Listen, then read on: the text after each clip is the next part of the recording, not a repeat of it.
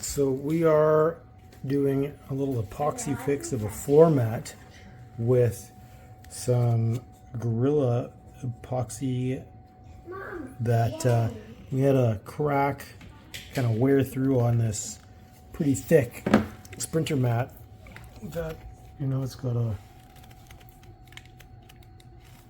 little insulated section on the bottom. It's pretty thick. So the crack didn't go all the way through the insulation, but it's just on the top. So what I did was I took a little plastic and fed it underneath. So hopefully the epoxy is not going to melt through anything here melt the foam, and it'll stop on the plastic. So what I did is did one layer. I'm just going to let this dry, and I'm trying to cover up some of the section that was getting a little bit worn. So we'll try and build it up to make it a little bit as strong as possible.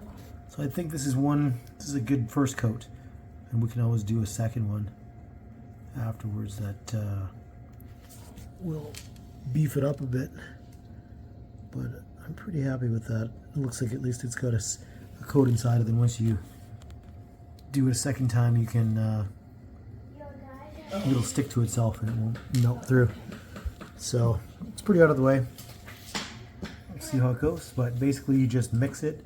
Try and get it so that when you splooge it out into a tray or something plastic, it comes out evenly. You want to make sure you're getting the same amount all through there.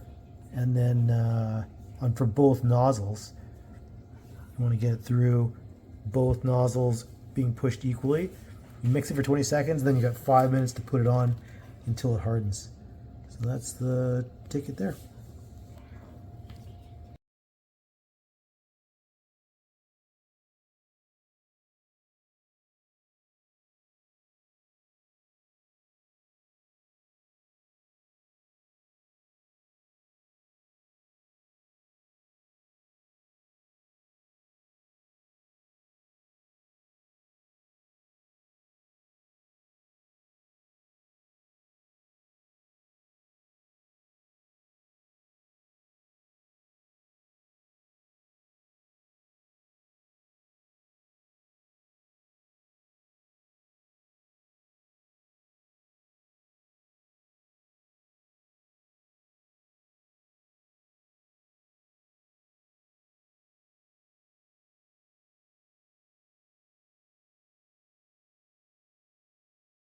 Finished product.